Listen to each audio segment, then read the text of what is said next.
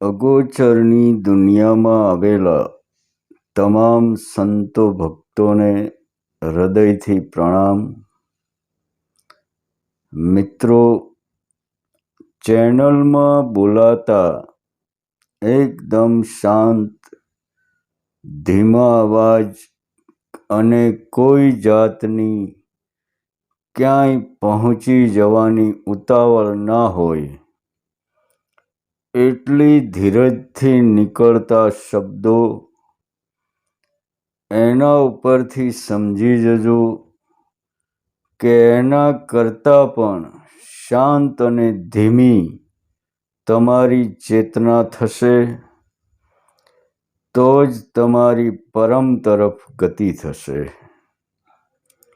બાકી કપોળ કલ્પિત ઊભા કરેલા ચમત્કારોની વાતો સાંભળવી હોય તો કોઈ પ્રોફેશનલ કથાકારની કથા સાંભળજો. અહીં તમને એવા કોઈ ભેળસેળવાળા મસાલા નહીં મળે. મારા મતે તો મોજે દરિયાની ચેનલમાં ટકી રહેલા મિત્રો પરમાત્માના સીધી લીટીના વારસદાર સમાન છે. મિત્રો, સમુદ્ર બનીને શું ફાયદો? નાના તળાવ બનીએ. સમુદ્ર બનીને શું ફાયદો? નાના તળાવ બનીએ જ્યાં સિંહ પણ પાણી પીવા માથું નમાવે. સમુદ્ર બનીને શું ફાયદો? નાના તળાવ બનીએ જ્યાં સિંહ પણ પાણી પીવા માથું નમાવે. આજકાલ સમુંદર જેવી ચેનલો બહુ છે. આપણી ચેનલ તો બસ એક નાના તળાવ જેવી છે, પણ પાણી તમને મીઠું મળશે. મિત્રો, બોલનારને કોઈ ગુરુ કે કોઈ સંત સમજી લેવાની ભૂલ ના કરવી. બસ શબ્દોની સરળતામાં રહેલી અગોચર જીવનની આંટીઘૂંટી સમજો તોય ઘણું. એવી આપણી માનવતાવાદી ચેનલને લાઈક, સબસ્ક્રાઈબ અને સંબંધી મિત્રોને પણ શેર કરશો એ નમ્ર વિનંતી. સહજ સમાધિની વાત કરવી છે આજે.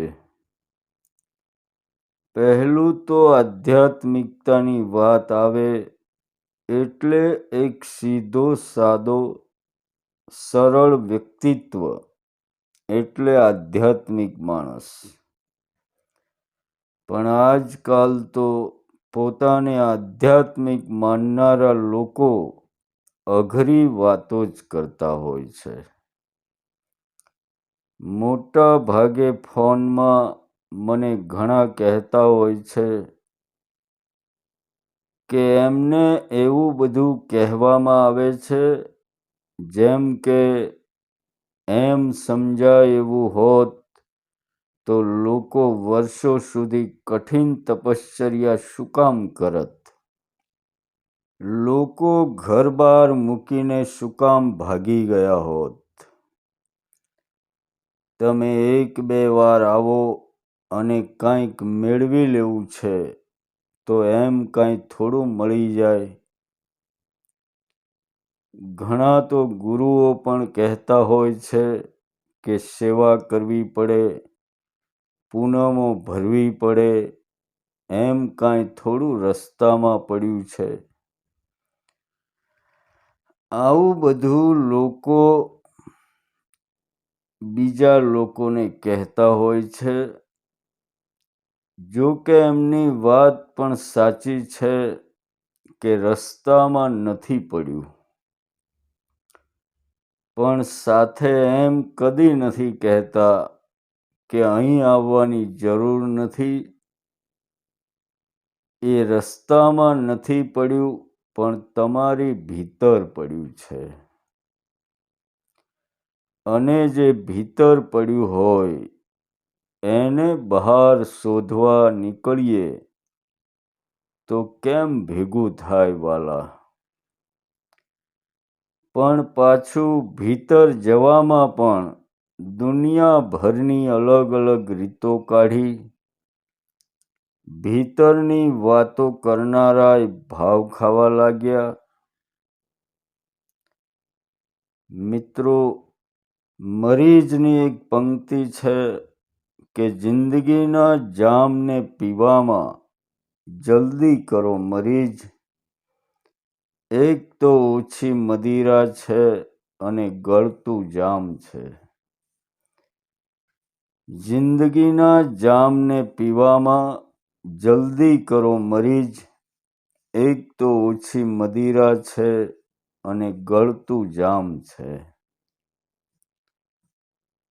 ખાલી થવાની ખોજ છે અને આપણે છીએ કે જ્ઞાનના ભંડાર ભરે થાકતા નથી. તમે જુઓ, સમડી માળો બાંધે, એના બચ્ચા એમાં મોટા કરે અને પછી ધીરે ધીરે એમાંથી એક એક સળી કાઢવાનું ચાલુ કરે. એમ કરતા કરતા એ આખો માળો પીંખી નાખે. કારણ કે એને ખબર હોય છે કે માળો જો હું સલામત રાખીશ તો બચ્ચા ઉડતા શીખશે નહીં. પણ આપણે અહીંયા માળાઓ સલામત રાખ્યા અને તમને થપાવીને ઊંઘાડી દીધા. તમને સારા માળાઓ બનાવીને એમાં તમને થપાવીને ઊંઘાડી દેવામાં આવ્યા છે. એના લીધે મનુષ્યની ચેતના આળસુ બની ગઈ. ઉપરથી પાછા ભીતર જવાને બદલે બહારના પ્રલોભનો એટલા આપ્યા કે માણસ એની પોતાની અંદર ઉતરવાનું લગભગ ભૂલી જ ગયો. બીજી બાજુ કહેવાતા યોગીઓએ કુંડલિનીની બીક એટલી બધી નાખ્યા કરી કે ઉઠે એટલે એનો ફોર્સ ના ઝીલાય. આવી બધી વાતોમાં એટલી બધી બીક ઘાલી દીધી કે લોકો ગુરુના પગ ચંપી કરવા દોડી ગયા કે કોઈનો સહારો તો જોઈએ જ. અને આધ્યાત્મના નામે પછી ચાલુ થઈ એક શોષણની પ્રક્રિયા. મિત્રો, પ્રકૃતિની સામે જુઓ એટલે તમને આધ્યાત્મિકતા સમજાઈ જશે. મધમાખી હજારો ફૂલો ઉપર બેસે અને ફૂલોમાંથી કંઈક એવું લઈ જાય કે મધ બનાવી શકે. તમે જુઓ કે ફૂલોમાં તો કોઈ ગળ પણ છે નહીં. તમે જો હજારો ફૂલોને પીસી નાખીને એમાંથી જો મધ નીકળતું હોય તો લોકો એ જ કરે. પણ કુદરતની કરામત જુઓ કે મધમાખી ફૂલોમાંથી કંઈક એવું લઈ જાય છે અને એમાં એનું પોતાનું કંઈક એવું ભેળવે છે જેમાંથી મધ બને છે. મતલબ કે પ્રકૃતિએ બધાને સંપૂર્ણ કારીગરીથી ભરીને જ મોકલ્યા છે. કશુંય તમારામાં ખૂટતું નથી. બાળક પેદા થાય એટલે એની મા પાસે એનો ખોરાક ક્યાં છે એ એને જાતે શોધી કાઢે. એ બધું જ્ઞાન ક્યાંથી આવે છે? મતલબ કે જ્ઞાન ભેગું કરવામાં આધ્યાત્મ નથી, ખાલી થવામાં આધ્યાત્મ છે.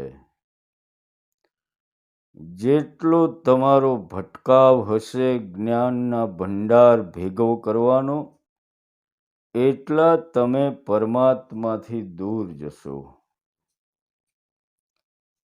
તમે જો જ્ઞાનના ભંડાર ભરી દેશો એટલે તમને જ્ઞાનનો અહંકાર આવી જશે.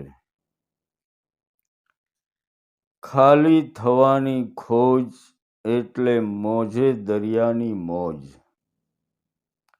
જેટલા ખાલી થશો એટલું કોરું કાગળ બની શકશો. ગામ આખાના ભજનો મોઢે કરી નાખશો, એનાથી કાંઈ નહીં થાય. બસ ખાલી થવાનું રાખો. એક અલગ આધ્યાત્મનો ઉદય એટલે ખાલી થવાની ખોજ. કોઈ જ્ઞાન સાંભળવું નથી. ખાલી કેમ થવાય એવું કોઈ શીખવતું હોય તો એની પાસે બેસી જજો. આપણે ઇતિહાસ લઈને ચાલે રાખીએ છીએ. ઇતિ એટલે જે થઈ ગયું અને હાસ એટલે જેનો નાશ થયો. જે હાલ હયાત નથી. મિત્રો, સનાતન વિશે આજ ગેરસમજ ઊભી થયેલી છે. સનાતનનો અર્થ જ એ થાય કે જે યુગો યુગોથી છે. સૂર્ય, ચંદ્ર, તારા આ બધું સનાતન સત્ય છે.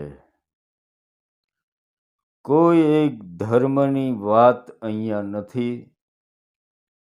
પરમ તત્વ એ જ એક સનાતન છે. યુગોથી ચાલ્યું આવે છે. સનાતન કોઈ એક જ ધર્મ નથી. સનાતન જીવન જીવવાની શૈલી છે. પણ આજકાલ આપણે સનાતનને કોઈ એક ધર્મ સાથે જોડી દીધું છે.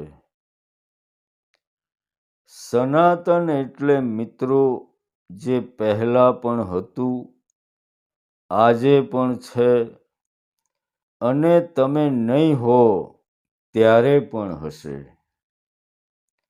એની વાતો કરવી એનું નામ આધ્યાત્મની ખોજ. નહીં કે જે પહેલા હતા આજે નથી અને અમુક વર્ષો પછી પણ નહીં હોય. કોઈ ક્રાંતિકારી વ્યક્તિએ કહ્યું છે કે ભાઈ તમે મુર્દાઓને પૂજવા બંધ કરો.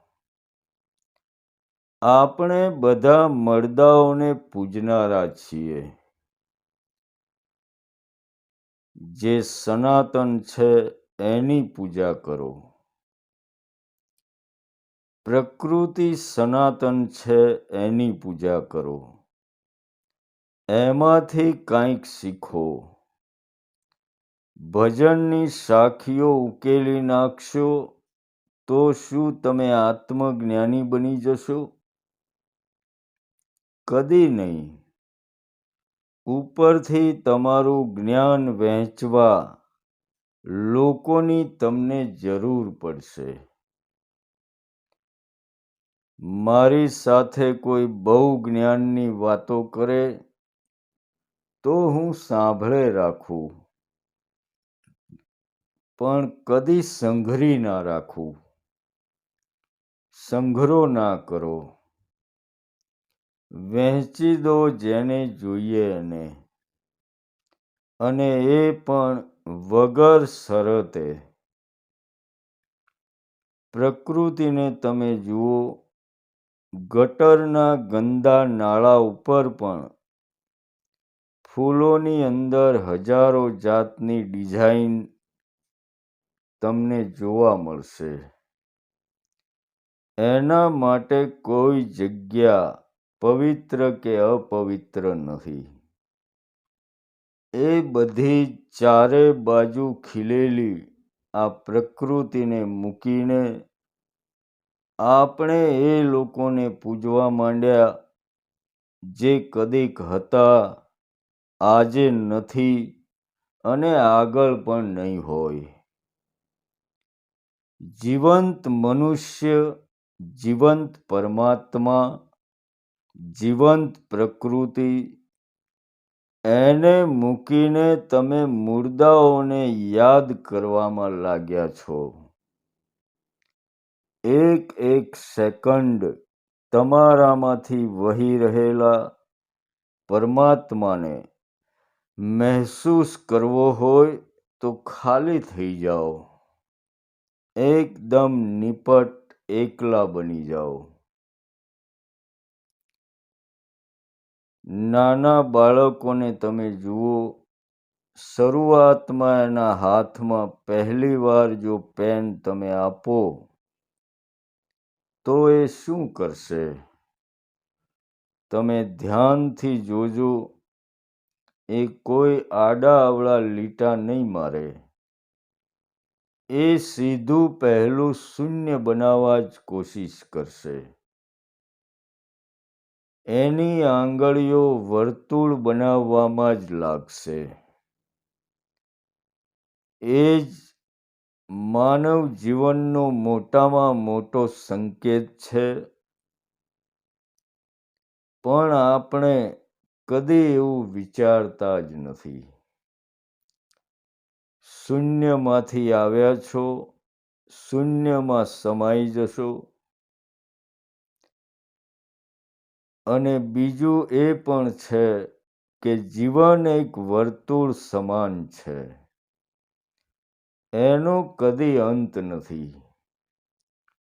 જન્મ મરણ, પાછું જન્મ, પાછું મરણ ચાલ્યા જ કરશે. અનંત પ્રકૃતિ છે. એનો કોઈ અંત નથી. જન્મ્યા ત્યારે તમે કાંઈ હતા નહીં. મૃત્યુ સમયે પણ તમે કાંઈ નહીં હોય. બસ આ વચ્ચેના ગાળામાં તમે બધું ઊભું કર્યું. વચ્ચેના ગાળામાં તમે થયા છો. એમ પરમાત્માને પણ તમે જ બનાવ્યો. બાકી તમે અને પરમાત્મા બધું એક એનર્જી માત્ર છે. ખાલી થવાની ખોજમાં આપણે એનાથી ઊંધું કરી નાખ્યું. આપણે જ્ઞાનના ભંડાર ભરવા મંડી પડ્યા. જેટલી ખોજ કરશો એટલા ભરાતા જશો. અને જેટલું ખાલી કરશો એટલો પરમાત્મા તમારામાં ભરાતો જશે.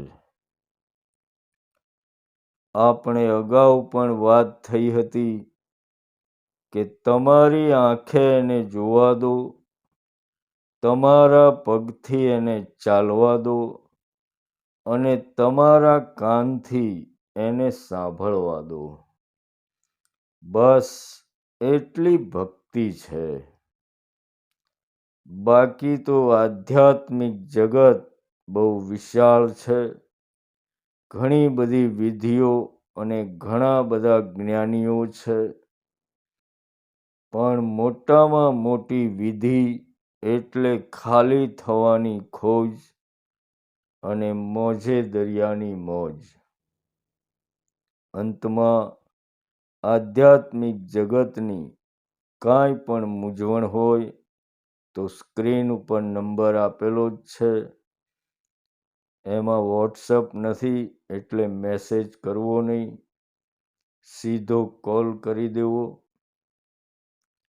તમારી અંદર ખાલી થયા પછી જે પરમ તત્વ બાકી રહે એને મારા હૃદયથી પ્રણામ. તો મળીશું મિત્રો આવતા એપિસોડમાં.